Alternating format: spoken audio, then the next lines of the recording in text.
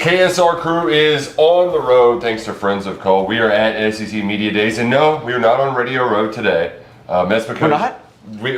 Where is everybody? We got so nauseated by Shane Beamer that we had to return home, vomit, disembowel ourselves, and now we're here ready to talk some sports with you on 11 Personnel, presented by Monticello Bank. Monticello Bank, in business since 1895.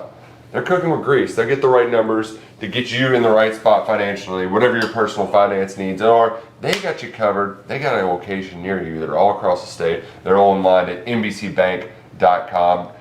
Get their rates today. Shop around. nbcbank.com. Member FDIC, equal housing lender, proud presenting sponsors of 11 Personnel. I'm Nick Roush. He's Adam Luckett. And yes, we're not at Radio Row. We do have better internet here on the far side of Ybor City than the people over at, I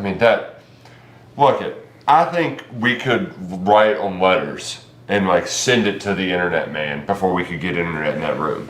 It's been a fun kind of setup in Tampa. It's been nice to go somewhere new. Weather's been really nice. It hasn't been too hot, but no internet. We're just sitting there. I'm just trying to write. Last two road trips, the beautiful place that is Morgantown, West Virginia. Morgantown and Tampa, a lot in common. Morgantown and Tampa apparently got a lot in common. One is getting the internet to work consistently is not a strength. Oh man, but we do have to mention some of the shenanigans because, we're going to break down what happened with all the other teams. Yesterday was all about UK, so we're going to talk more about all the other teams, kind of what we expect from them as well, and we got to shit all over Shane Beamer. I cannot stand that guy. Pardon my French. I'm probably going to say some potty words today because that guy, I can't. You got to be careful.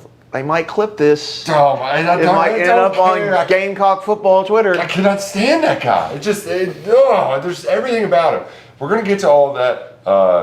Clark Lee put me and Lucky to sleep. We got a nice little nap in today. That was good. But there's a lot happening. But Lucky, we got to start last night where we had a fireworks show at a media day party. We did. It was, and when I say fireworks show, Florida Energy for sure. It was. They had it on a boat, and it was.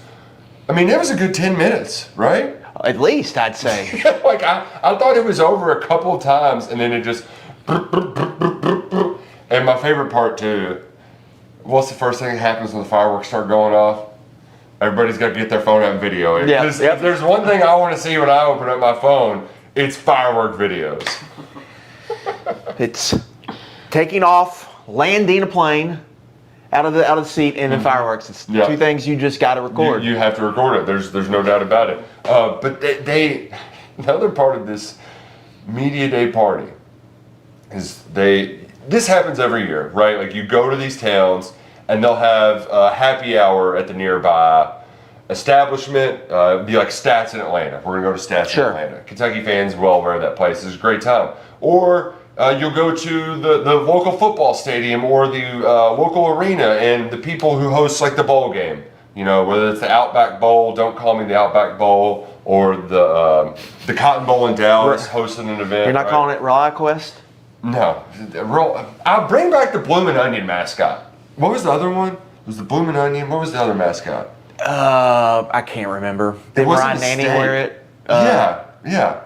Oh man, this is gonna bug me that I can't think of it. But point being, this is pretty typical. Except this one, they said we're gonna make it really Tampa themed, pirate themed. Take the pirate taxi on the water to get to the event. Well, what'd you think of that boat ride? It was cool. I wasn't expecting it. Kind of like a little ferry. You rode on. Anyone's rolled out. Bengals game. They used to have the Hooters and the beer cellar over there in Newport. Yeah. You used to be able to take a boat like that to the Bengals games. It would drop you off right by the stadium. So that was what it reminded me of. I'm like, oh, I feel like I'm going to a Bengals game again. But the difference is this ride was about maybe 50% of that crossing the Ohio. Sure. Yeah. We get on the boat. And our friend Rusty Manziel, he was like, y'all got a bar on here? He thought we were going on a cruise. No, you just pulled out and spun around and pulled back in. It was right there. But it was cool. We were on a cruise, and then Pirates gave us beads as we got off the boat. Interesting. One in Tampa. Yeah, one in Tampa. But we had a good time rubbing elbows with, a who's who of medias, your Pat Forties of the world, your Brandon Marcellos, Mike Griffith. I know he's your guy. Luckett. You love That's your guy. Hey, we're gonna have to get Mike Griffith on, get him on, pull that string behind him, get him all fired up for a rant. But a lot of fun on night one. Today is this guy's birthday, so Sean Alexander year. that means we got to celebrate. Somebody asked if I bought Luckett anything. I gave him the best gift of all, an afternoon with Shane Beamer. And I hate that we keep bringing him up, but like every time I looked over to you, it was just. What was his stat he dropped today? They signed the highest high school recruiting class and I believe transfer portal recruiting class in school history if you go by average star rating.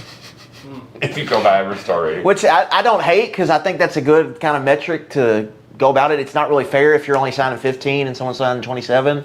But it sounds really. Here's the thing about the Beamer press conference today. It was a press conference a coach on the hot seat gives. It was pointing out the stuff I've done well. Mm-hmm. It was pointing out we've bounced back from this before. Yep. It's pointing out I've got good players on this football team. It's pointing out, oh, hey, we've made a bunch of coaching changes. And it's having a long opening statement. That was so long. It was very much a press conference that a coach, if you didn't know, if you just went in this blind, but you knew how football worked, knew how rankings worked, like if you slept for 6 years, you went to sleep in 2019 and then you showed up to this event, you'd be like, oh, he's probably on the hot seat. The longer you talk at the beginning, the less questions you have to take. You drop stats like there was, in our 6 losses, it was everyone was a 1-possession game at some point in the fourth quarter. It was crazy. And he did bring up, too, just their disaster at A&M. And yeah. And it was. I thought that was good. I think that was a good way. You got to acknowledge it. And, he acknowledged it because they were up, was it 33? 31-0. 31-0 in the first half to a team that was basically about to waltz into the playoff. All they had to do is just get past old pesky Shane Beamer and then play their rivalry game at the end of the year. And, man, they dropped the ball so badly. But he did it in a way to say, a lot of 3-win team, you lose like that, and we sell out Williams-Brice Stadium against Coastal Carolina. So, giving the fans a pat on the back. It was a nice little pat on the back for fans. But I just, some of his butt kissing, I could really just, there's a lot of, stop it. Just, I don't, when we went here a few years ago, it was him and Drake would kind of annoy me. But Drake has really, grown on me. Because I think this is how he is. There's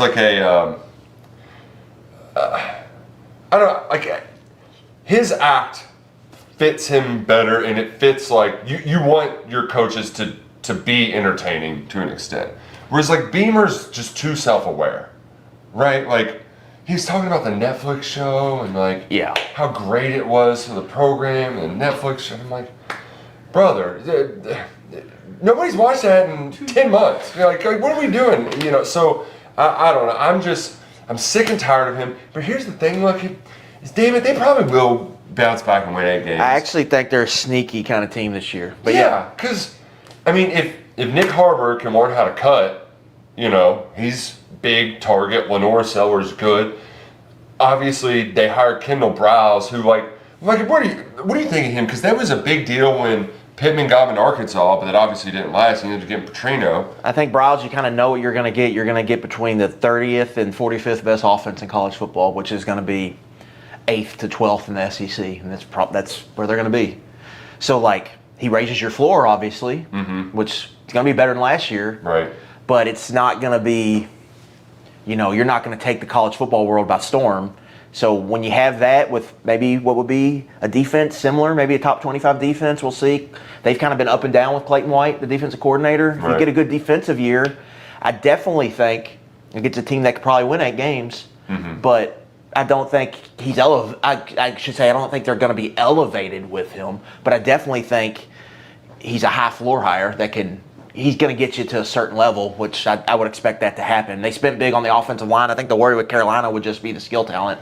Really around Sellers, but because last year, I heard some of the ESPN guys talking, and they're like, Lenore Sellers, you don't have to be Superman, but I think that's really the the part of the problem. Is He that will let him run the football, and they'll have some, I would say, some probably good stuff ready for him to run the ball. It's just my question, and it goes to the Oklahoma thing that maybe we can talk about. Just can you turn it and hand it off to somebody and run the ball? I don't know. Right. Their big question mark coming in, he didn't address in the main room, but did speak about it elsewhere. Jacarius Peak. Depending on who your transfer portal rankings, it was Jacarius Peak and Lance Hurd were the top 2 tackles in the transfer portal. Mm-hmm. They got Jacarius Peak. Well, every year Beamer does a team bonding basketball tournament, blows his knee out. Not exactly the right. This is why we don't play all men basketball. 3-on-3, wasn't it? You got to stay on the floor, exactly. So, but he said today that he's back to working out. I still think you would anticipate he might miss some season. Stephen Peak versus Jacarius Peak. Who wins the Peak basketball game? I know Peak gets a lot more shots. What kind of basketball are they using though? Is it Wilson Evo NXT? You know, Beamer might be one to pull some of those shenanigans. Man. But I do want to talk about, Nick, just the matchup, because obviously it's a huge game for Kentucky, South Carolina. It's like you talk about series that have to be turned around. Yeah, that's the big one. It's because you play them every year. They're your permanent foe. Obviously, Vanderbilt, you want to start beating them more, and then Louisville obviously looms. But it's a huge game. I wrote about this last year. Typically, the team that wins that game has a good year. Mm-hmm. The team that loses it doesn't. Yep.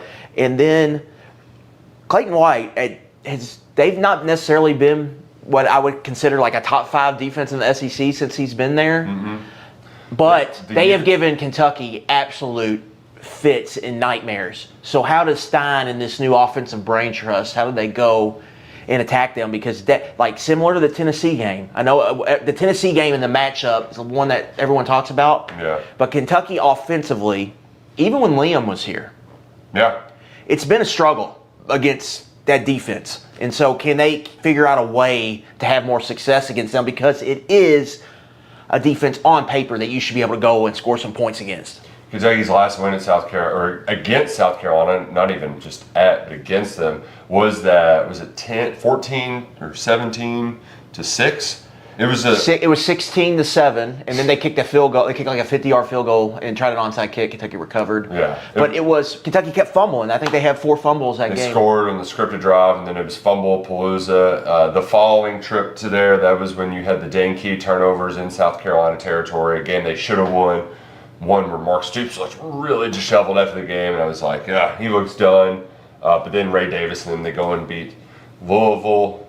You know, Mark Stoops almost goes to Texas A&M. That game. I'll always say it was probably the second or third big sign that a slide is happening, and there's not any stopping it. Now Kentucky's lost to South Carolina 4 straight years. They got to fix it. One more line that Beamer had today that I just.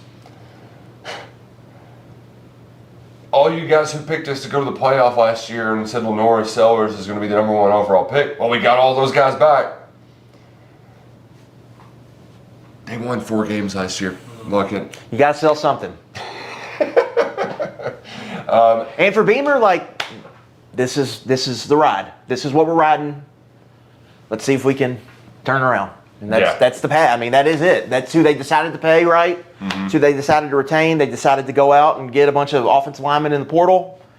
And that's what they're riding, and we'll see how it plays out this year. And their schedule is not like, it's a tough schedule, but it's not, I wouldn't say crazy. Like, there's, I think, some opportunities for them. When you go and look at their schedule, I think they got 5 home games this year. Of course, they got the Clemson Roach at Clemson, I believe, at the end of the year. But I think they're going to have a chance to pull off some wins.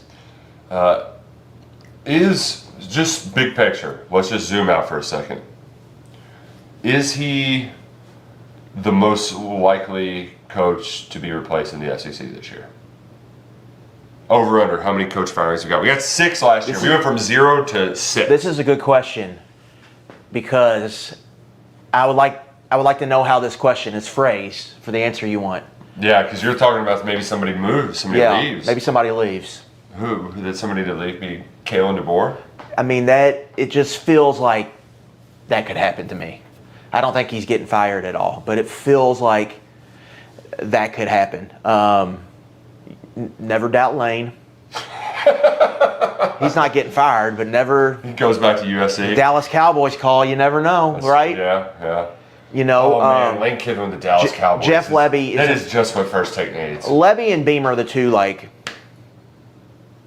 if you had a bet, like, you get Lebby and Beamer or the field, one person gets fired, you're taking Lebby and Beamer, even if you got to lay a price, I think. True, yeah. So those are the big ones. Sark's a sneaky one. I don't think he's on the hot seat, but if it goes south with the money they're spending. Yeah. Well, and he also floated out. Remember his name got floated out for an NFL job? Right. You know, like that, there's that possibility too. Because he did dabble. I mean, people forget Sark and Bush Hamden worked together with the Atlanta Falcons. Mm-hmm. Bush learned quite a bit from Sark, as we can attest to. I want to move on to a couple other things that happened at Media Days. But first, we're going to tell you about Friends of Cole. Friends of Cole, volunteer organization in Kentucky. They're fueling our trip to Tampa for SEC Media Days. We know it's a big part of our past, also a big part of the future. Cole is reliable. What was the other word? Affordable? Resilient, reliable, affordable. I usually have those three down, but we're a little slow today. There wasn't enough coffee at the coffee machine over there. Maybe we might fire up the Keurig here in a little bit. But Friends of Cole, we appreciate them getting us down here. Learn more, visit friendsofcolekentucky.org. Get the license plate, right? You gotta get the license plate. Yeah. 100%. Yeah, either that or the UK one, but I think the Friends of Cole it stands one, out really too. It really pops. Yeah, more so than the other. Friendsofcolekentucky.org, fueling our trip to SEC Media Days. All right, Luckett. Did you know about the SEC rule changes before this morning? Because I remember like casually remembering them, but I haven't really. I'm going to dig into that maybe tomorrow morning when we've got some slow time. Just kind of everything you need to know about what John McDay, the head of officiating, had to say about the rule changes. The head of officiating he's central casting. You know, like it's what you expect a head of officiating to look like. Square jaw, was a cop or a lawyer or something like that. Like this guy goes by the rules. I will get to the bulk of it in a second, but the two quick ones. If you get a targeting in the second half, you're no longer suspended for the first half of the next game. I'll call that the Darius West rule because that's just the one that's most applicable. Stephen Peake and I like to say that that's a big reason why Kentucky lost Tennessee in 2018 because they didn't have Darius West to break up that Hail Mary in the end zone right before halftime. But they're getting rid of that. They said it was too punitive. If you're out, you're just out for the game. We're not going to make this bleed over. The other one, OPIs are 15 to 10 yards. But the big one that this guy... Yeah, see, I forgot about that, yeah. The big one that we spent this entire... I mean, look, there was a lot going on. He was giving us the history of numbers in college sports, or college football, where he was, this year, we encouraged it to wear the numbers, and then you had to wear the numbers, and then now we had to have the numbers meet this. But there are new punting rules, and if you get Kirk Ferentz going on the subject, he will scream at you for 15 minutes. Like, Kirk Ferentz was pissed about the new punting rules at Big Ten spring meetings. So mad about the punting rules, which is perfectly on brand, where essentially now, like, they're making players wear skivvies, as I like to call them, pennies, practice jerseys, vests, whatever you want to call it, to designate them as blockers. Because the formations have been getting funky. The formations have been getting really funky, and they showed a lot of different plays. And I did enjoy that they showed Max Duffy as an example. They did, but I enjoyed the Rutgers one. Because the Rutgers one was like, it was an I formation, and then it was guys all spread out, almost like a weird-looking swinging gate, if you're familiar with the swinging gate at all. And then, like, they run the shift. It wasn't the cleanest shift. It took them a minute to get lined up, and the defense got lined up pretty easy. And I was like, well, if you're going to do that, like, you probably should be more efficient at it. But yeah, they are. That's going to be different. Yeah, It's kind of weird that they have to do that, but I guess you got to do what you got to do. Can they put the helmet caps on? Why couldn't they just put the helmet caps on? I don't know. But the big point was Notre Dame Arkansas game. He showed an example where they ran a trick play that was an illegal formation. But the officials, while the special teams units are trying to confuse each other, the officials are getting too confused too. So they're like, we're going to give you more standardized rules, which, here's the other part. I guess they just love the Aussie kick so much that they don't want to get him out. But I don't know why they just don't say, all right, we're just going to do NFL rules for punting. Like, that would, I feel like that's a lot easier than the hoops are jumping through for this. Yeah, they've done it with, the clock. Mm-hmm. They're moving that way in a lot of ways. Why not just do it for that? Yeah, I don't really get it, but whatever it may be. Quick little aside on air producing. Pete, did you pull that picture up? Can you? It never came through. Oh, okay. Go to my Twitter. Cedric, he had the Cedric Alexander. Clark Lee, he talked today. People forget how boring Clark Lee is until he opens his mouth, and that is just, he is melatonin in human form. I mean, just in this setting, there's something about him that is just so boring. Which one is it? He plays it up in that regard, though, too, at this setting, I feel like. Yeah. It's the Vandy player who's wearing the crazy stuff. Right there. There you go. I think you're right. His messaging, though, like, I understand why, but there's, like, this guy's got to be staying up at night worried, don't you think? Right. Well, like, to Lee's point, like, back to that SEC show, they showed him, like, giving speeches, and it's not at all. Yeah. When he gets in the locker room, he's intense. He's a different person. Yeah. But today was basically all about, this was just another road on our journey, that we're not looking back. Like, we appreciate all we've done, but it reminds me of, like, what Mark Stoops said after some of their team I think seasons. in the tone and the message of it seemed like an admittance of, this is a transition. We are transitioning to a new era. We've got a really young, talented quarterback, but we got to figure out how to play with him. And even offensively, he came out and said, we've got a lot of starts on the offensive line. Now they went and portaled. And then they've got two tailbacks, and Cedric Alexander and M.K. Young, who are two of their best players on offense, or on the football team probably. They get Junior Sherrill back. He was their leading receiver. And Clark Lee doesn't typically wear a hat. He might wear a run-the-damn-ball hat on the sidelines this year. I think they're going to be a run-heavy offense, and they're going to need a defense, I think, Nick, to take a step forward for them to kind of have a similar season to the last two. They're a fascinating team, I think, because everyone knows Curtis. He's this talented guy. Everyone knows about this unique Vandy offense, but they tailored it to Pavia's skill set. And then Lee admitted this. When Kentucky played Vanderbilt, they weren't playing the Vanderbilt offense they played. They turned into like a modern spread, throw it around the yard offense at the end of the season, and they were an absolute wagon, I thought, really in November. Like, people couldn't stop them. And so how different does it look? They're going to be an interesting team. Just how do they kind of figure it out? And that's another, like, low-key, pretty big game for Kentucky, because at home, that game has practically ended the season. The last 2 years for UK football, they got to figure out a way to get that back. It's not Keelan double-dip game. The last one, week before Halloween, it's a big one for Kentucky. And they're going to see maybe a team that's trying to figure out a little bit on offense. And that's another defense that gave Kentucky, surprisingly, like a lot of problems the last 2 years. Can they figure it out? Too. They have not been good. They were better last year, but the year before, it wasn't a defense. And really back to even 22. I guess they had a big year 23 against them, but 20. It's not been a defense that has necessarily been top half of the league, but it's one Kentucky's kind of had some issues with. And again, the Stein angle, to me, is what I've been kind of going back on.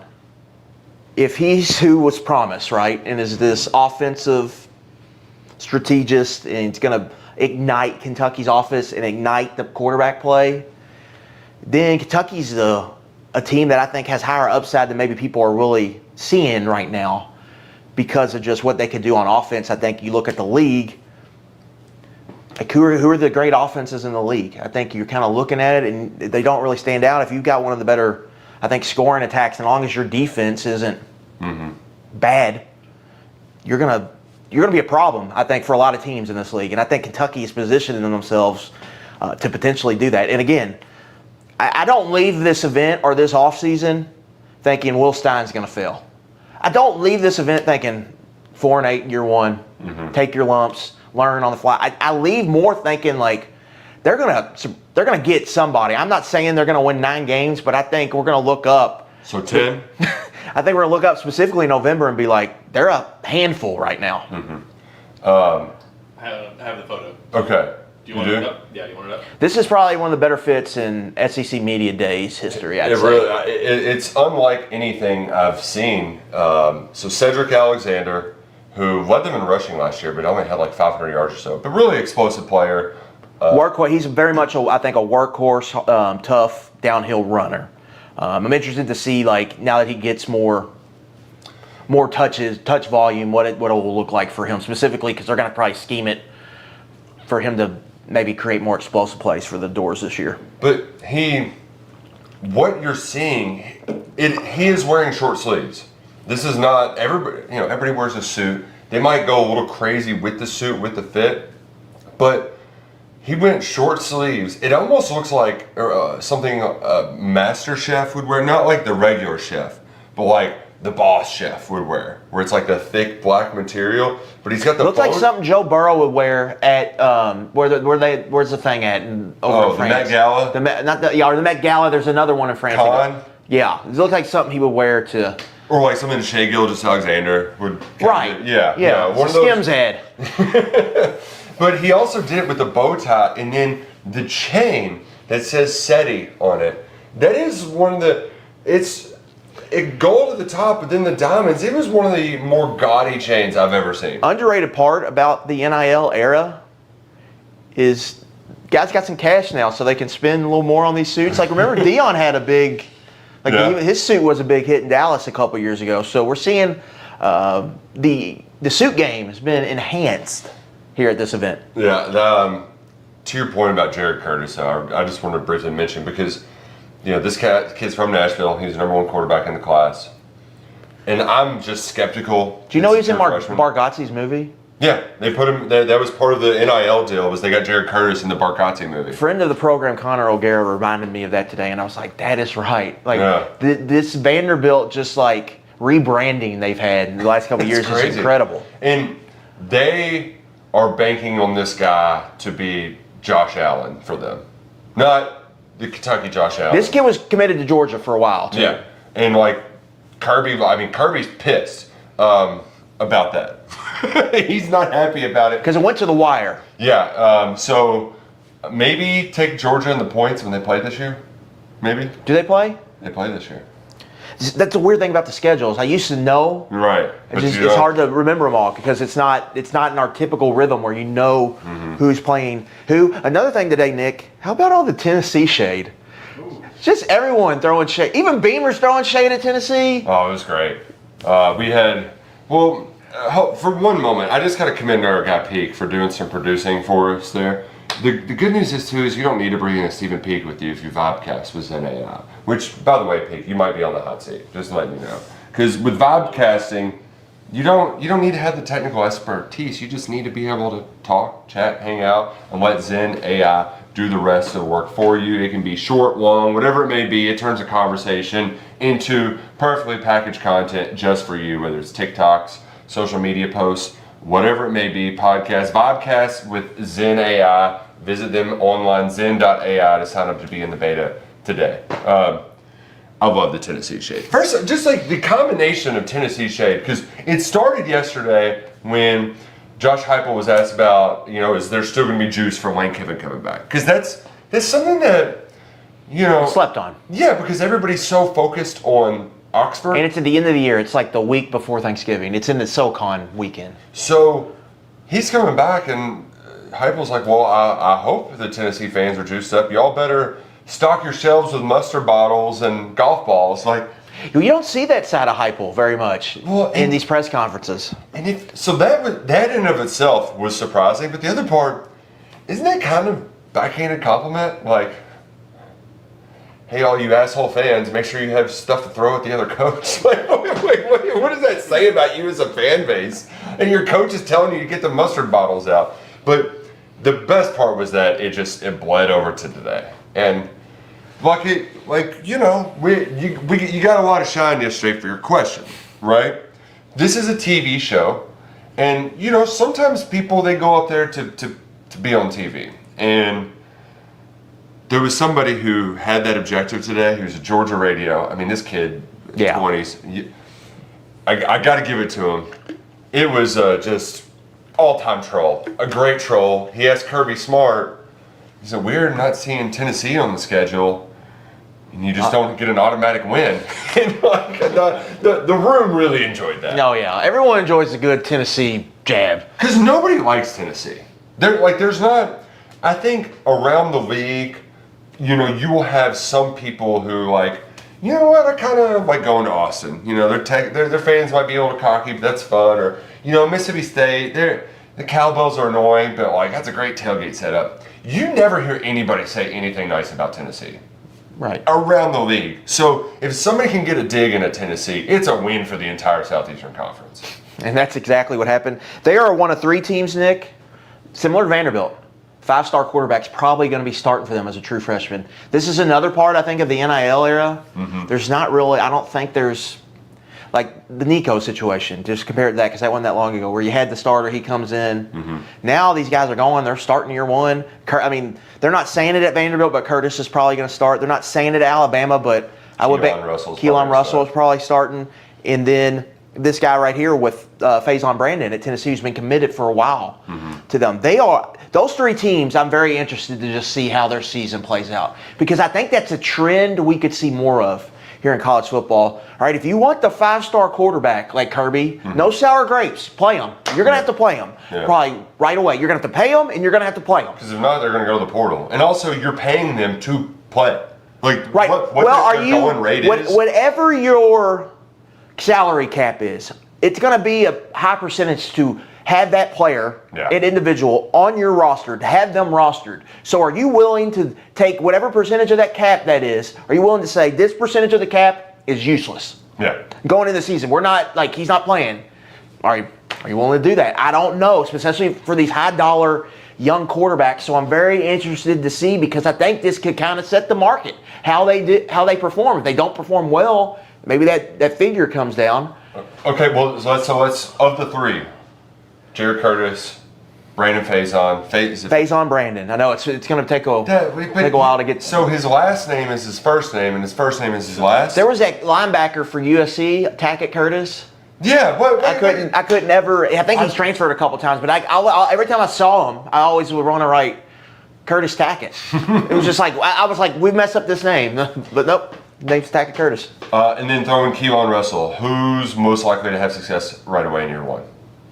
I'd say Faison Brandon, because of the scheme and the receivers. Yeah, I was kind of leaning that way as well. Although, and they got a 1,000-yard rusher, good offensive line. Like, that offense is teed up. Yeah. He's just, as long as he's solid, they're going to put up points and numbers. I'm just like, please don't be good. Please don't. I don't want to deal with Tennessee.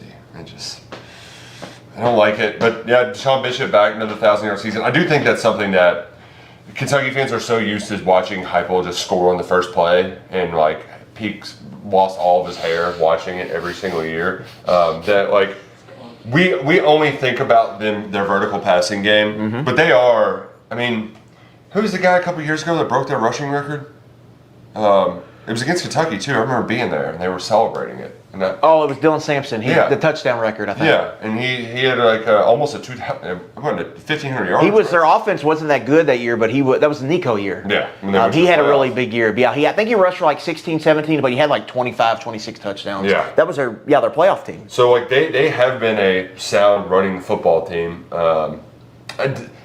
Light boxes. They spread it out. They get light boxes. Didn't see a whole lot of Chaz Coleman talk or any news. Did you not hear about that? No. He's off the team. Well, no, he's off the team, but there wasn't any sort of like. I guess Heupel probably gave a nothing answer that wasn't even worth. I think locally that was such a big story that's probably already been addressed and then moved on. Yeah. Who else do we need to talk about, Mr. Luckett?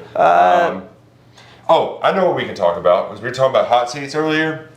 Low-key hot seat. Need to watch out for because some of the things you don't like.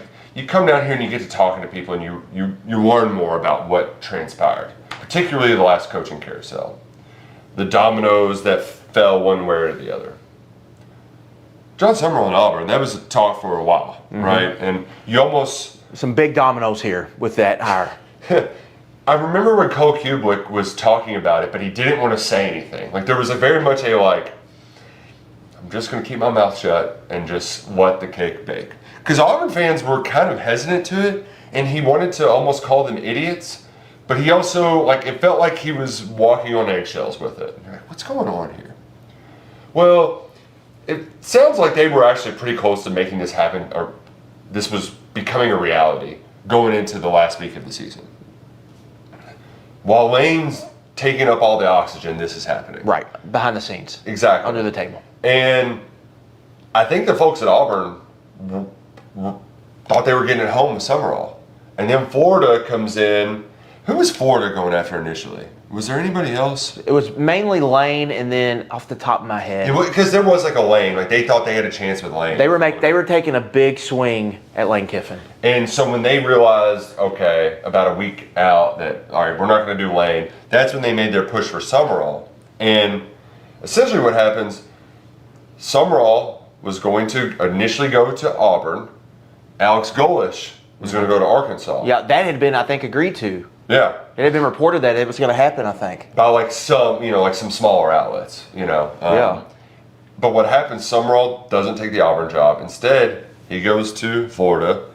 Golish, who previously was at Arkansas in some capacity. Am I right about that or wrong? I don't remember that. But Golish is like, why go to Arkansas when Auburn's won a national championship in the last 10 years? So he takes the Auburn job, and then Arkansas is like, well, we got to hire somebody. So Let's get the other American coach. Yeah, and they got Ryan Silverfield, and I don't think he's well liked there. Just the vibe I've got. Not necessarily his fault either, I don't think. Yeah, like there's just Arkansas is just kind of messy. That's like a low key. Like we could have another Chad Morris situation in our hands. Yeah, like that. He's another one. If it got real bad, what would Like what's the point of hanging on to him? Right. But yeah, Arkansas is Arkansas right now. It's kind of a mess. Cal's keeping that afloat. Cal and the Chicken Man. Mm-hmm. So at least you got Cal. Dave Van Horn's still hanging in baseball diamond. Still hadn't won the big one. Oh well, he's never. Like I know that Stephen Peak is our resident sicko here at Kentucky Sports Radio. If you want some sicko stuff, Arkansas's just how they've lost in disastrous fashion since they dropped that pop-up in the College World Series final. Because it was just like an infield fly too, wasn't it? Something like that, yeah. It was something real basic in like 2017, 2018.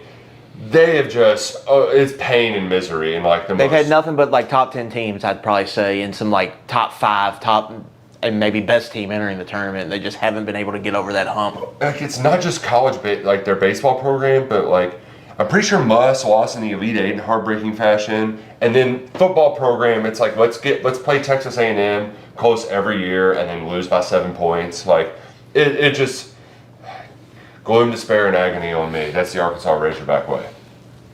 Tough sledding. They haven't talked yet though. Drink did talk. He said that Ahmad Hardy has been cleared to return to play.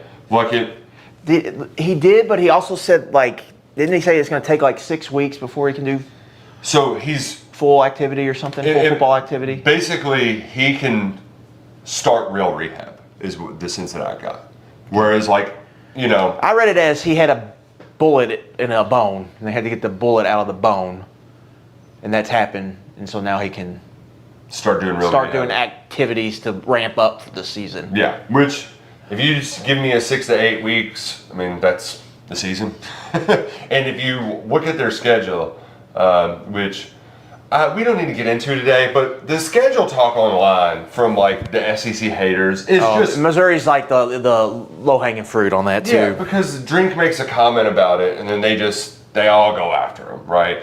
And there is also a portion of the college football world that has just been waiting to give the SEC their comeuppance after a decade of dominance. Yeah, that they're just stomping on their parade.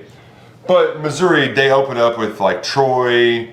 Kansas week 2 in Lawrence. Yeah, and then there's one other. So maybe they could survive without Hardy right away. But there is as good as Drink has been. I mean, they almost had. There's some of the stats that people would throw out when they were against Stoops here, like the record versus top 25, record versus teams with a winning record, winning conference record. All those are out there for Drinkwitz if you want to find them. They are on the internet. People are talking about them. Specifically, it is interesting because he was honestly up for I thought he was going to get a Big Ten job last year. I thought he was like had a really good chance to get the Penn State job. It sounded like that never really developed at all.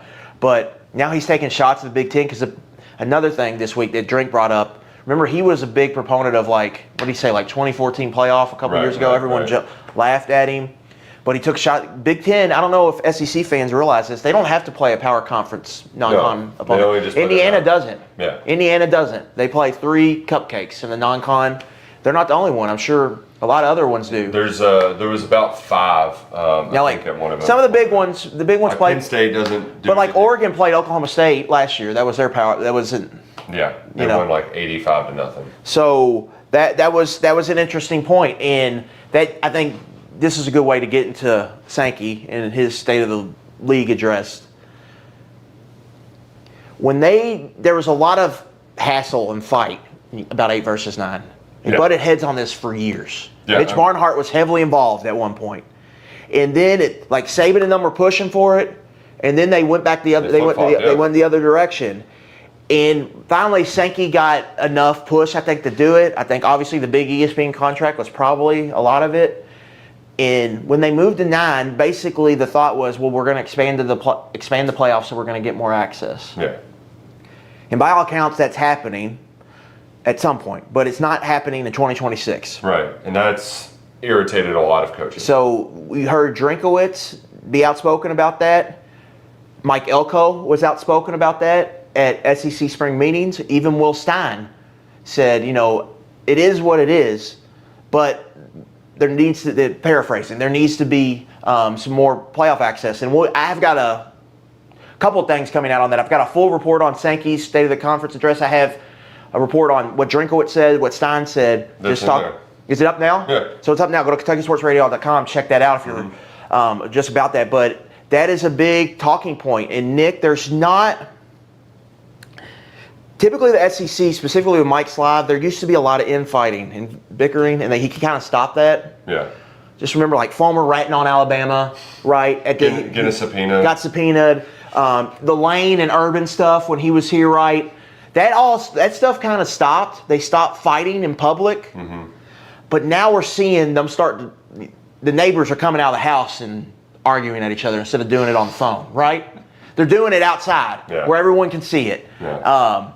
And so that's happening. I think the coaches are a little upset here. And I think, Sankey's probably like, well, I need you all to win.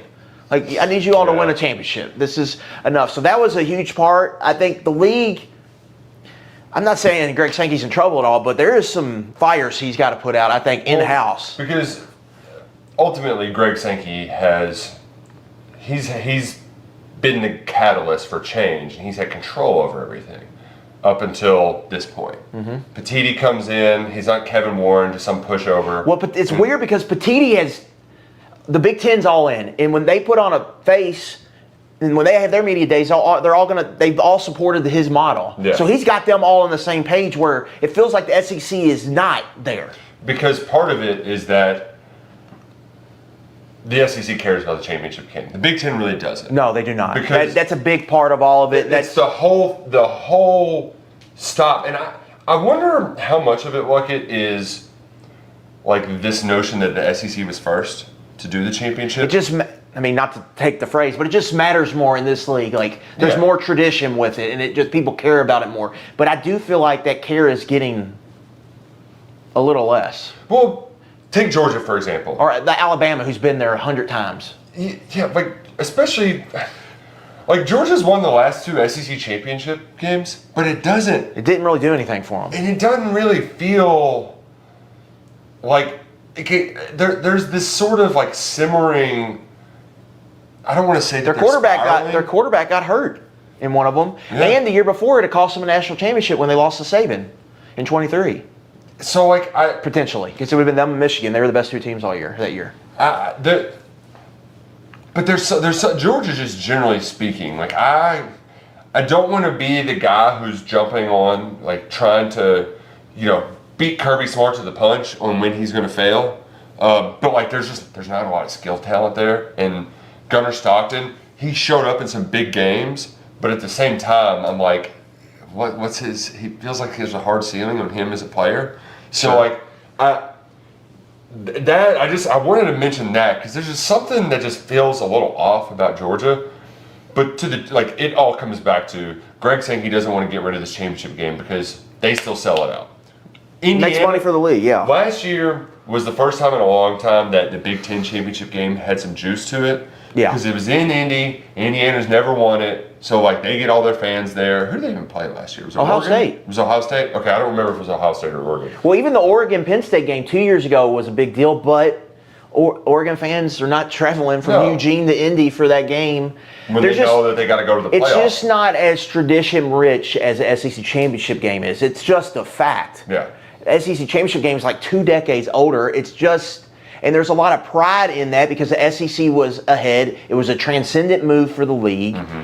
And it's been this big game, and it's held big moments like when Saban started his run at Bama, it really started with that SEC championship game in 2009. Mm-hmm. It was undefeated versus undefeated, I think, that year, them in Florida. Florida beat them last year in the championship, and they put it on Urban and ended up winning the national championship. And there's a lot of moments like that, like Georgia almost, if they would have beat Bama with Aaron Murray down the wire, they probably, I think that's 11 or 12, they win the title game there. There's been plenty of big moments, and then we've had some recent Georgia-Alabama slugfest in Atlanta. It's just harder for the league, I think, for them to give that up, where the rest of college football is more than willing to give up their conference championship game. They're happy to do it for the sake of expansion, because in Sankey's ideal world, we just go to 16 and then keep the conference championship game. The other low-key thing and to do the auto bids, where if you win your conference championship game, you get an auto bid, I would say. Yeah. And then you do the 11 at large. But even Drinkowitz, he's like, he didn't want a committee. He wanted it set up like the NFL similarly, where you have where if you have play-ins on championship weekend, you have the conference championship game, but then you have all these play-ins in these conferences, and you win that game, you get in. And I mean, one of his arguments was it's easy for the fans to follow. Everything's about getting in the playoff. This is how you get in the playoff. It's simple. Mm-hmm. It's like it comes down to if you're like third in the SEC and you're sixth, it's like, well, we're 6. We got to go on the road and win this game. If we win this game, we're going to the playoff. One thing, too, that it isn't the biggest talking point now. It'll eventually get there when they finally reach the expansion. But one thing that pisses off these coaches, and Kirby mentioned it today, the time in between playoff, like the season to the playoff. Yeah, that's another thing. They hate it. And I don't think the fans like it. No. Oregon, I mean, when they lost as the number 1 overall seed to Ohio State, who they beat earlier, they had a long layoff. A lot of it was due to the fact of the long layoff. I'm pretty sure Stein said that on the record. Like it messed with them, right? Kirby, he bitched about it today. That's going to be the next thing. Kirby's lost twice now. Notre Dame on a long layoff. Notre Dame played Indiana, and then Ole Miss on the long layoff. Ole Miss played Tulane. Like how about you just end the season and then the next week you play? Maybe give them 1 week off, but there's a lot of things they have to figure out, and I think we're starting to see the coaches get pretty restless. Even during Sankey's statement, he even shared frustration. The AFCA, American Football Coaches Association, came out with a proposal that's in the Protect College Sports Act, which is another thing that they talked about. If you want to read about it, go to KentuckySportsRadio.com. It's in there. All that's in there. But that in the proposal, and that's something they're debating right now, wouldn't end the season. The coaches said end it January 8th. Yeah. We want it done by January 8th. So you play these games. And you can build your roster for the next year. Yeah. Well, Sankey didn't, he basically said, without saying that, I was blindsided by that. And I said he had a frustrating phone call with Craig Bohl. Craig Bohl's Wyoming coach, North Dakota State coach, who's the president of the AFCA. So they're just not on the same page, right? Like, this is playing out, to me, in public. It's clear as day. It's like a couple that you're friends with, but you just know that it's not going well because you can just see it. It's in body language. You just what's going on here? You can just tell something's off. That's what it feels like right now to me with kind of SEC. I think this is a interesting time because they've got to figure out some of their stuff, and they're not handling the Big Ten's rise well. No, they're not handling it well. And it also, some of the part with the SEC Big Ten stuff, the SEC is playing right into their hand too. Like if you, Sure. it's basically they are doing the thing where you call me Baldy, and I'm like, don't call me that. Yeah. Why are you calling me Baldy? Like that's what the SEC is doing with a lot of the Big Ten stuff. We're just Some petty fights. Yeah, there's a lot of that going on. We won't get into any petty fights. We're gonna maybe do some petty partying for Mr. Luckett's birthday. We'll have a couple pops for the old number Yeah. 37. Yeah, we'll have a good time. Well, it's been a fun trip around with you around the sun, doing this podcasting with you. We've got another day of podcasting. John Summerall taking the stage tomorrow with Florida. I'm sure. Who are the other schools? Did you see that for Wednesday? And I knew it. It's Alabama. and I I'm pretty lost sure Alabama's it. on. And I knew it. Texas is the last day. Along with Believe Lane. it is Mississippi. LSU's last day. Is Mississippi State last day or tomorrow? I believe they are. Ole Miss is tomorrow. Pete Golding's tomorrow. There we go. Pete Golding over under 5.5 cuss words in his main room. Let's go under. He's going to try to keep it buttoned up. I'm going to try to. I think he goes under in the address, but I think he goes over when the questions start popping. Like a true defensive coordinator is. So like, it was a hell of a run.